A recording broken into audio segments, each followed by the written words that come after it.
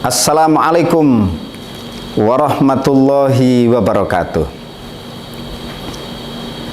Innal hamdalillah nahmaduhu wa nasta'inuhu wa nastaghfiruh wa na'udzu billahi min sururi anfusina wa min sayyiati a'malina.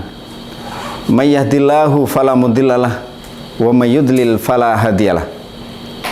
Asyhadu an la ilaha illallah wahdahu la syarikalah wa asyhadu anna Muhammadan abduhu wa rasuluhu la nabiyya ba'dah.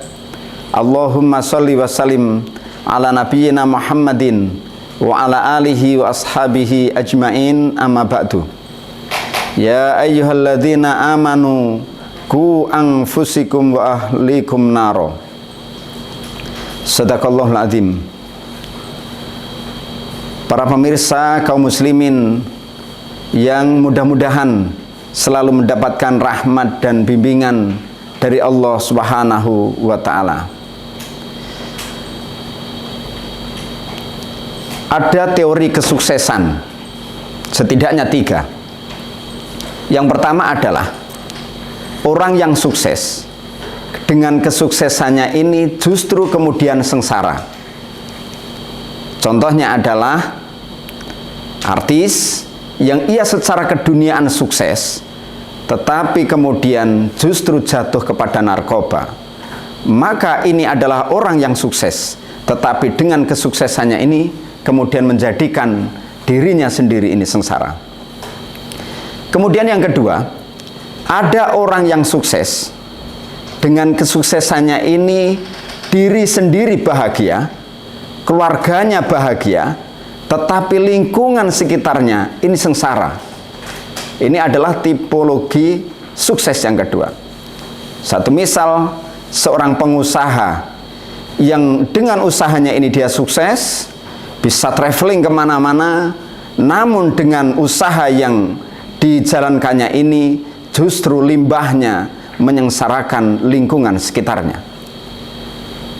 Kemudian ada orang yang sukses, yaitu tipe ketiga.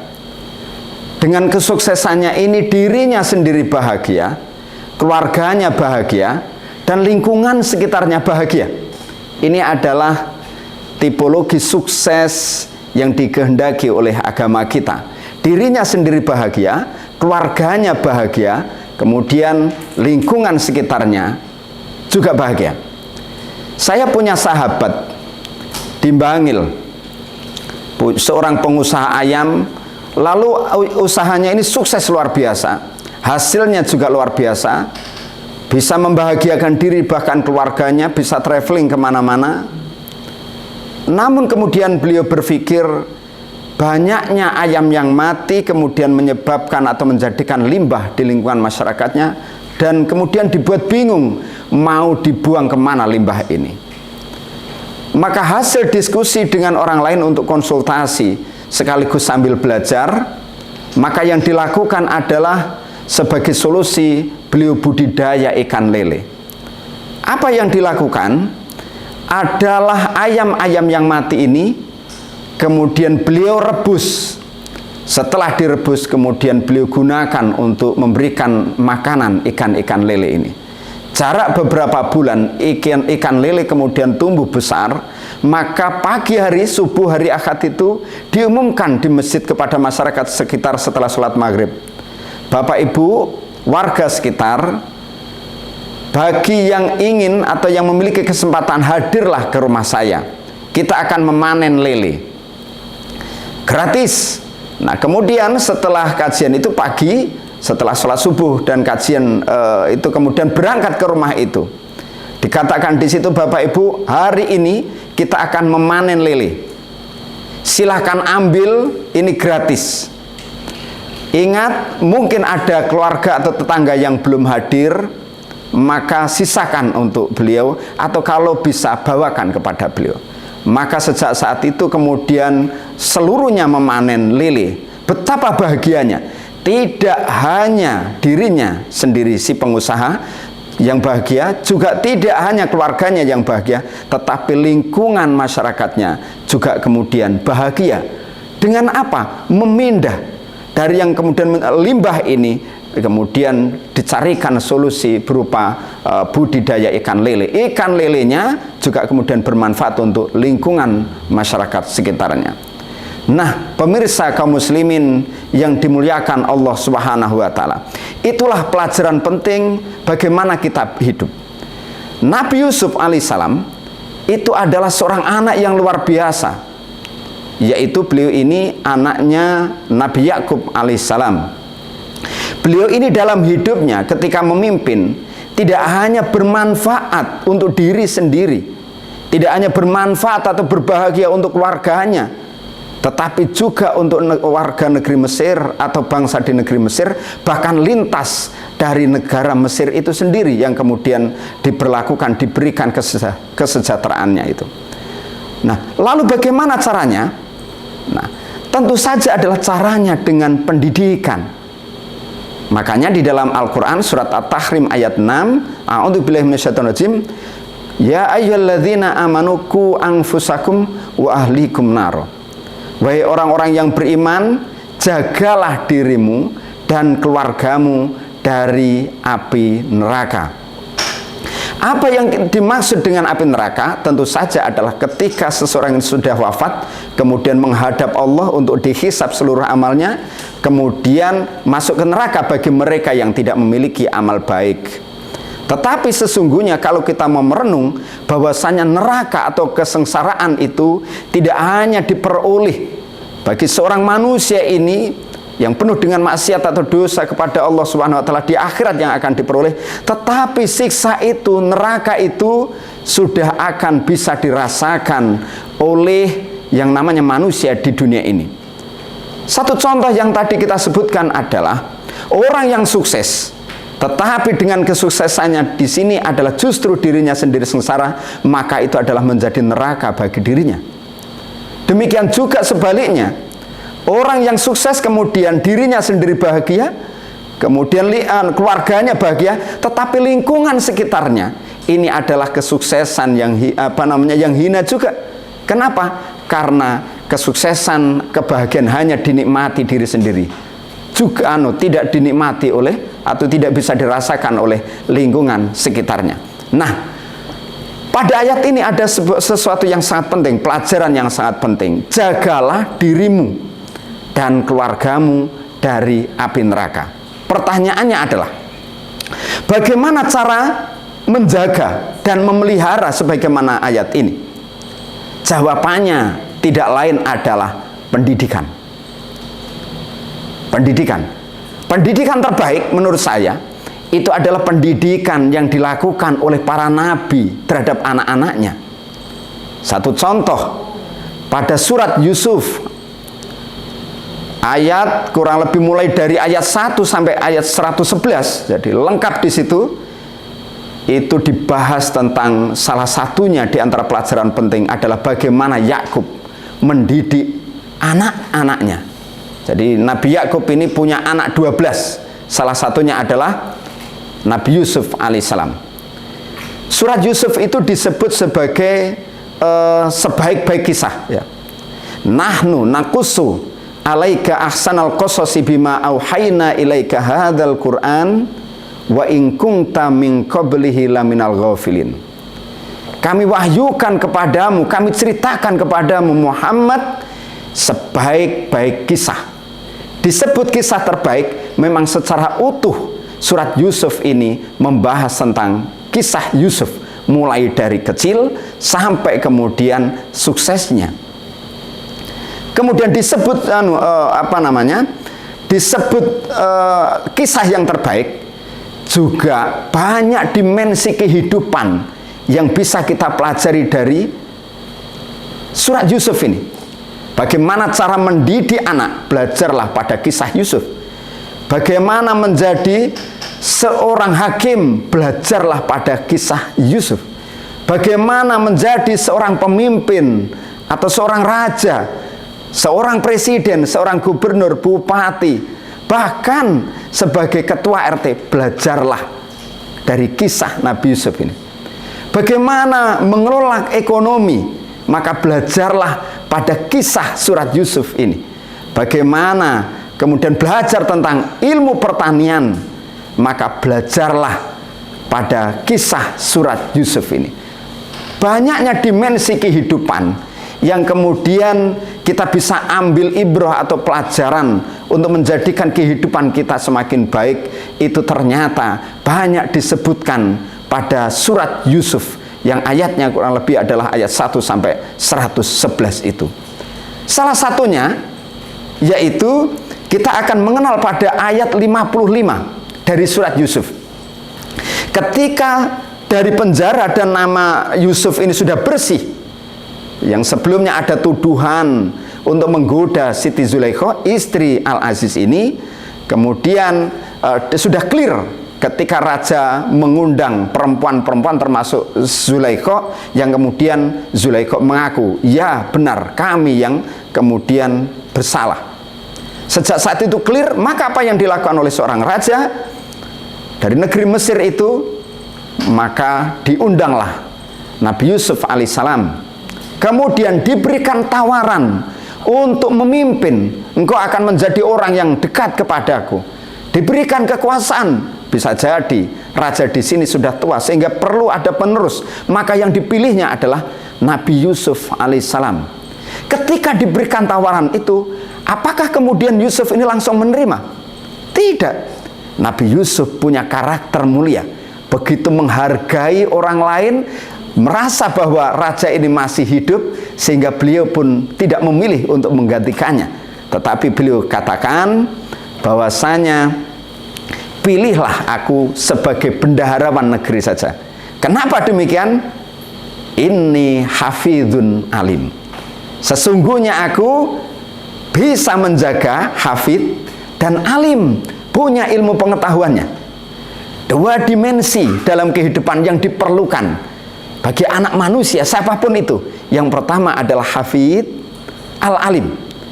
Ya, orang yang bisa menjaga, orang yang memiliki karakter, orang yang amanah, orang yang memiliki budi pekerti, orang yang jujur, disiplin dan lain sebagainya, itu menyangkut hafid.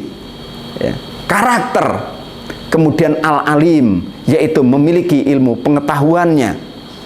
Lalu muncul pertanyaan, kenapa pada ayat ini Allah Subhanahu wa ta'ala menyebutkan hafid dulu baru al-alim? Kenapa kok karakter dulu baru ilmu pengetahuan? Yang mungkin era sekarang ini kecenderungannya adalah orang tua bahkan itu memilih anaknya untuk cerdas matematika dulu, tidak diperhatikan karakternya. Berbeda dengan ayat ini, Al-Quran digambarkan oleh Allah bahwa hafid itu diutamakan dibanding dengan al-alim, ilmu pengetahuan. Kenapa demikian? Kalau hafid, karakter, budi pekerti, kemudian akhlak mulia, itu harus dipelajarkan, harus dididikkan, harus dipondasikan kepada anak kita sejak kecil. Sementara kenapa al-alim itu di belakang? Karena ilmu pengetahuan itu bisa dipelajari kapanpun, bahkan ketika kita dulu saat mungkin SD matematikanya di bawah 5, itu ternyata meskipun rapotnya nilainya di bawah 5 matematika, tetapi pada akhirnya saat besar itu justru juga bisa menghitung. Ya, buktikan saja, ada seorang perempuan yang kemudian mungkin gadis, mereka ini nilainya mungkin juga tidak ikut ulangan, mungkin karena takut tidak bisa menyelesaikan matematika itu.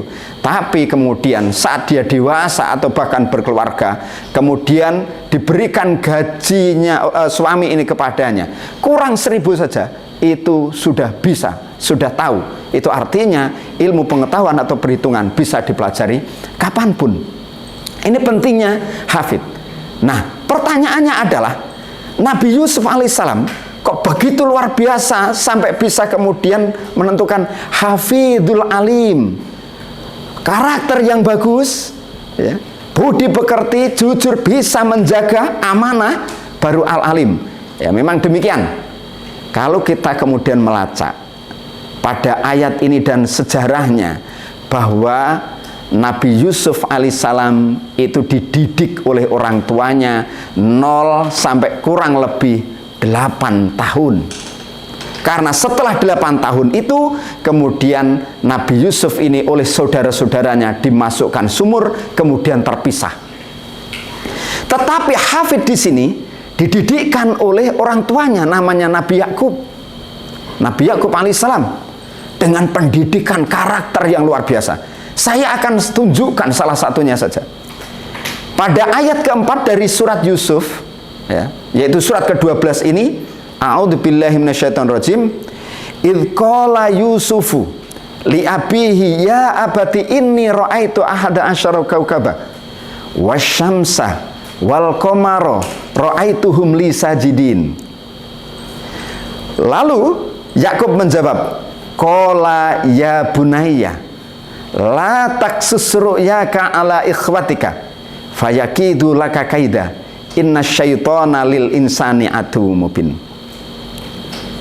Allah berfirman, ingatlah ketika Yusuf berkata kepada ayahnya, ya abati, wahai ayahku, inni ra'aitu ahada asyara kaukaba, sesungguhnya aku bermimpi melihat 11 bintang. Yang dimaksud 11 bintang ini adalah saudara-saudara Nabi Yusuf alaihissalam.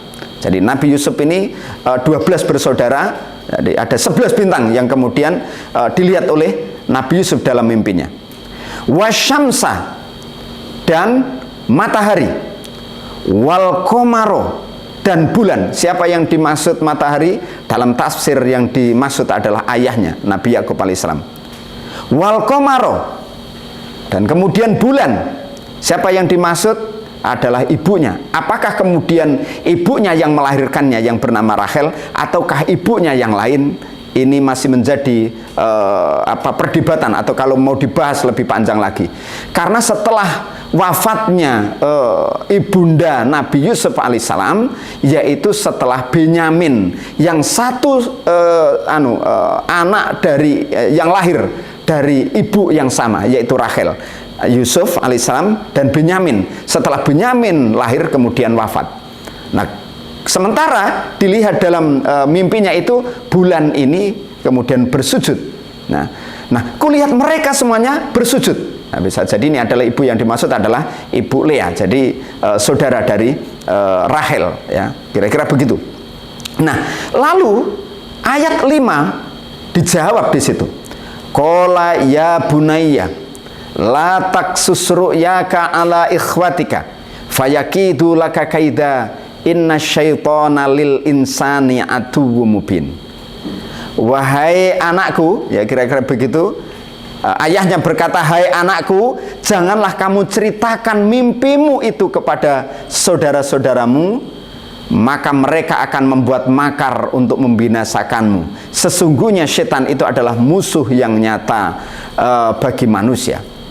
Mungkin kalau ayat ini kita baca biasa-biasa saja, flat saja. Mari kita coba renungkan betapa Yakub itu kemudian mendidik anaknya dengan sedemikian rupa. Yang pertama adalah cara memanggil. Cara memanggil. Coba kita perhatikan, Yakub memanggil anaknya yang kemudian nanti ditiru oleh Yusuf kepada orang tuanya. Yakub memanggil anaknya, ya bunayya, wahai anakku. Ya bunayya, wahai anakku. Nanti Yusuf itu sehari-hari akan menyebutnya, memanggilnya itu ya abati, wahai bapakku. Kenapa kok ayahnya Yakub ini tidak memanggil dengan sebutan nama Yusuf? Ternyata lalu ada apa dengan panggilan? Ternyata pada panggilan itu ada kasih sayang. Pada panggilan ada penghargaan. Pada panggilan ada penghormatan. Pada panggilan ada penghargaan. Dan lain sebagainya. Itu pada panggilan. Maka Yakub saat memanggil anaknya itu menyebutnya sebagai ya bunayya. Itu nanti juga kemudian surat Luqman itu ketika Luqman itu memanggil anaknya ya bunayya la tusyrik billah, wahai anakku, jangan berbuat syirik kepada Allah Subhanahu wa taala.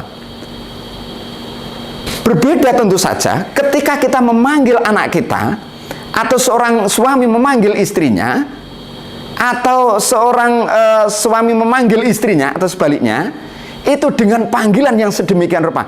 Itu berbeda ketika kita memanggil orang lain.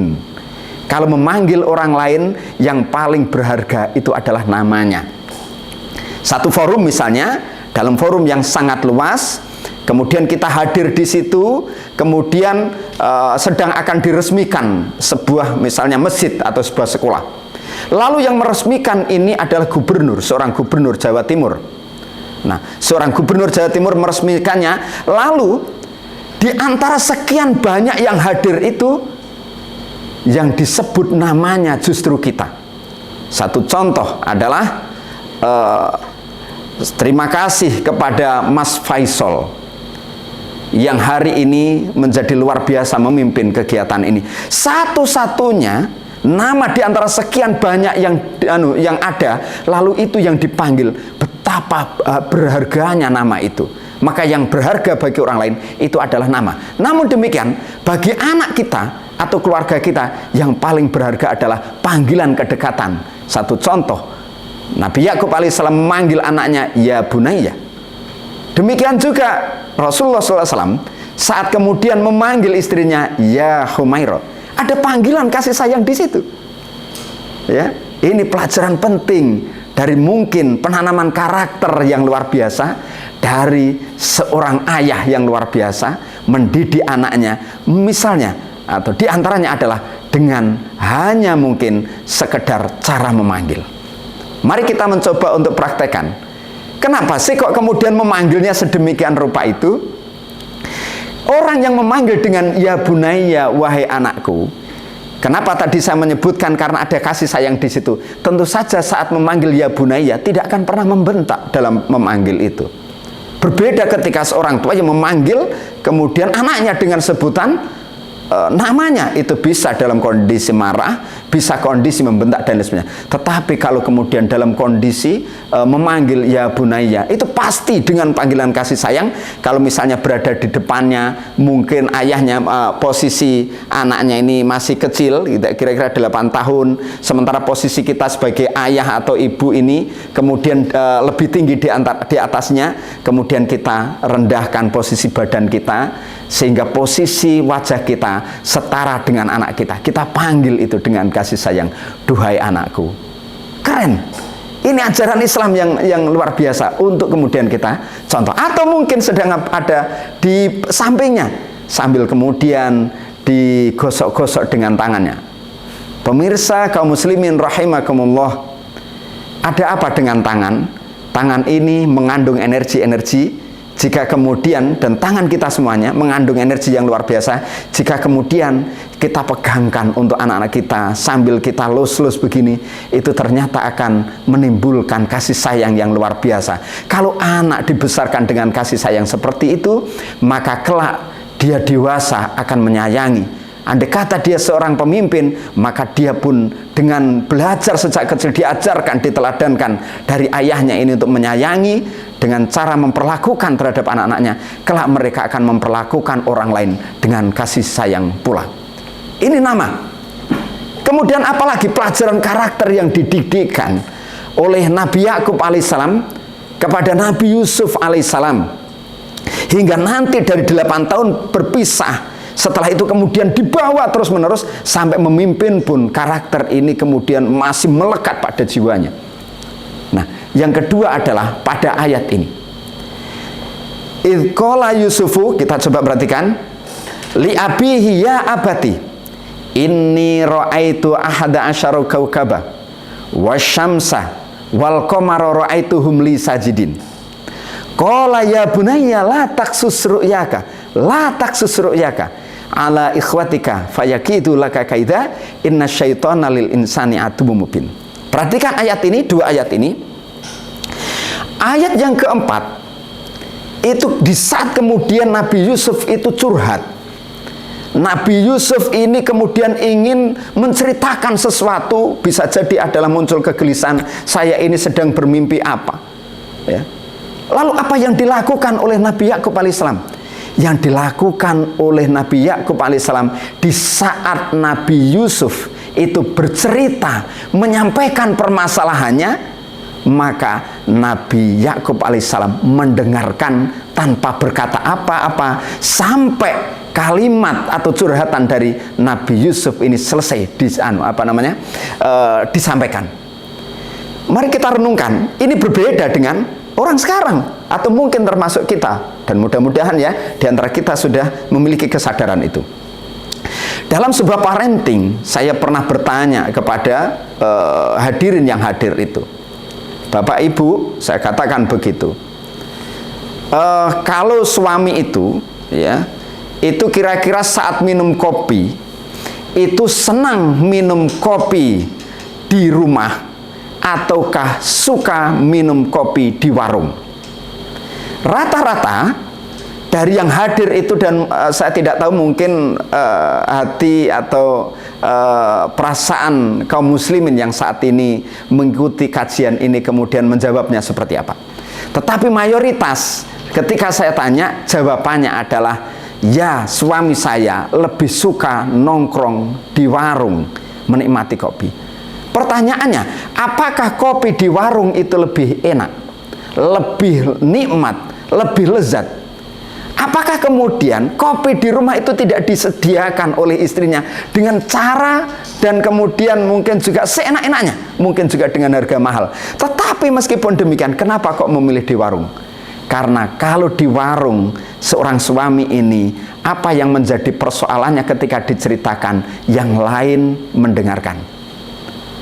Ketika orang ini bercerita di warung itu, maka pelayan dari warung itu begitu meresponnya dengan baik, dia dengarkan dengan baik, kemudian sambil guyonan, kemudian direspon, ditanggapi dengan baik, dia dengarkan. Kenapa demikian? Karena mau mendengarkan. Nah, demikian juga anak kita. Kenapa kok suka di warung? Karena anak kita mungkin sudah lelah ketika di rumah.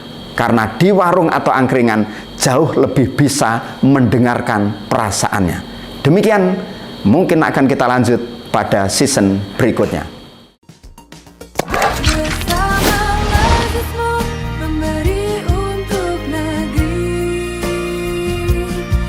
Assalamualaikum warahmatullahi wabarakatuh. Salam bahagia dan sejahtera bagi para dermawan dimanapun Anda berada.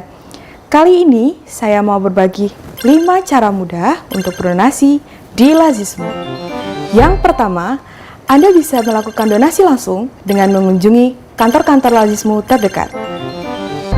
Yang kedua, Anda bisa menggunakan layanan jemput donasi oleh Amil Lazismu. Yang ketiga, Anda bisa berdonasi dengan cara transfer ke rekening Lazismu yang sudah tersedia. Yang keempat, Anda bisa scan QR Code yang telah tersedia di website resmi kami, Lazismu Jatim, atau dengan mengunjungi Instagram kami, @lazismujatim. Yang terakhir, kelima, Anda bisa melakukan donasi di kotak amal yang berlogo Lazismu. Pemirsa kaum muslimin yang dirahmati Allah Subhanahu wa Ta'ala, sebagaimana yang tadi kita sampaikan, bahwasanya kenapa seorang anak itu lebih menyukai berada di luar dibanding dengan di rumah?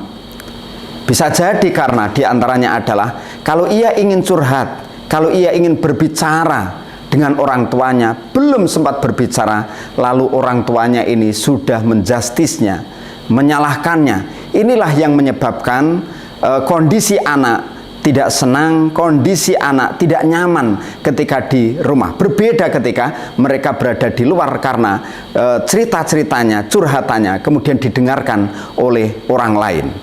Bayangkan jika kemudian yang ditempati curhat itu adalah teman yang keliru, maka akan diberikan solusi yang keliru oleh temannya ini.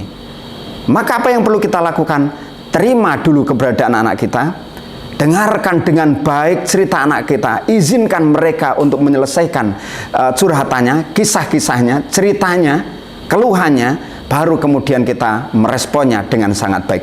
Itulah yang diajarkan oleh Nabi Yakub melalui surat Yusuf ini kepada anaknya, yaitu Nabi Yusuf salah satunya, yang diizinkan anaknya Nabi Yusuf ini untuk menyelesaikan ceritanya terlebih dahulu, baru kemudian ayahnya meresponnya sekaligus dengan memberikan solusi. Pemirsa kaum muslimin yang dirahmati Allah Subhanahu wa taala, mudah-mudahan kita bisa menjadi orang tua yang luar biasa. Ajarkan karakter untuk anak kita, pondasikan sejak kecil 0 sampai kemudian 8 tahun, usia yang sangat baik untuk difokuskan kepada pendidikan karakter, pendidikan akhlak kepada mereka.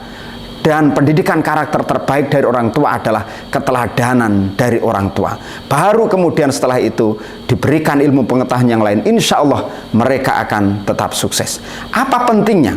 Kenapa kok kemudian dalam kehidupan ini karakter lebih penting, lebih utama dibanding dengan ilmu pengetahuan? Meskipun kita sebagai orang mukmin harus dua-duanya, karakter bagus, budi pekerti bagus, ilmu pengetahuan juga luas. Ada seorang pemuda yang kemudian pemuda ini dia sukses, pendidikannya juga luar biasa terbaik, saat kuliah juga terbaik, IT-nya terbaik. Maka ada sebuah perusahaan di luar negeri yang mau membuka lowongan, maka ribuan pelamar itu masuk. Dan satu-satunya yang akan diterima adalah, yang memungkinkan diterima adalah seorang pemuda ini. Dia jenius, IT-nya juga luar biasa, ya, bisa mengalahkan sekian banyak calon pelamar yang lain. Kalau gaji tentu saja sudah tidak usah ditanyakan. Nah, dalam kesempatan ini kemudian tes terakhir adalah wawancara. Apa yang dilakukan? Dari tempatnya, rumahnya, sampai kemudian perusahaan tempat wawancara itu membutuhkan waktu 1 jam. Maka apa yang dilakukan? Karena berangkatnya ini mungkin terlalu larut, ya, bangunnya terlalu siang, dia tergesa-gesa ingin membeli tiket kereta api, sampai di situ ternyata tiketnya habis. Karena tiketnya habis, dia berhenti sejenak. Apa yang dilakukan? Merenung sejenak. Ini kalau saya tidak berangkat, tidak memiliki kesempatan untuk masuk di perusahaan ini. Maka ia berupaya membobol tiket elektronik ini. Dengan kecanggihannya, dengan kecerdasannya, dia berhasil. Dia berhasil dengan membobol itu, berangkat. Tes wawancara pas dimulai, setelah selesai diminta pemuda ini silahkan keluar dulu, kami akan rapat. Dalam rapat itu para direksi menyatakan kita membutuhkan pemuda yang jenius ini. Ada satu yang usul, bagaimana kalau kita cari kekurangan anak ini, barangkali nanti kalau sudah masuk kita percaya kita bisa membenahi apa yang kurang. Dilacaknya lah itu. Nah, maka ketahuan ternyata anak muda ini yang cerdas ini, dia telah membobol tiket elektronik milik orang lain. Maka sejak saat itu dia katakan, "Mas pemuda, perusahaan kami memang butuh Anda, tetapi Anda pernah melakukan ketidakjujuran untuk sampai di sini. Kami mohon maaf tidak bisa menerima Anda." Betapa anak muda yang jenius, ya, tetapi karena tidak memiliki karakter yang baik, maka akibatnya adalah dia tidak dipercaya dimanapun. Ayah bunda yang dimuliakan oleh Allah, para pemirsa kaum muslimin rahimakumullah, mari kita didik anak-anak kita. Bagaimana? Salah satunya adalah dengan cara bagaimana Yakub mendidik anak-anaknya, yang kemudian ini menginspirasi dan menjadi teladan untuk kita terapkan. Mudah-mudahan anak kita akan lahir seperti Yusuf yang Nabi Yusuf yang luar biasa itu. Aqulu qouli hadza wa astaghfirullah li wa lakum. Ihdinas siratal mustaqim, siratal ladzina an'amta alaihim ghairil maghdubi alaihim waladdallin. Amin. Lazismu memberi untuk negeri, Ramadan tangguh, zakat tumbuh, Indonesia tangguh. Wassalamualaikum warahmatullahi wabarakatuh. Mengalirkan cinta untuk hamba lainnya yang lebih berhak menerima, seperti sebulir benih padi tumbuh menjelma berlipat kali. Allah menitipkan rezeki yang kan jadi berkah berlimpah untuk sesama. Bersama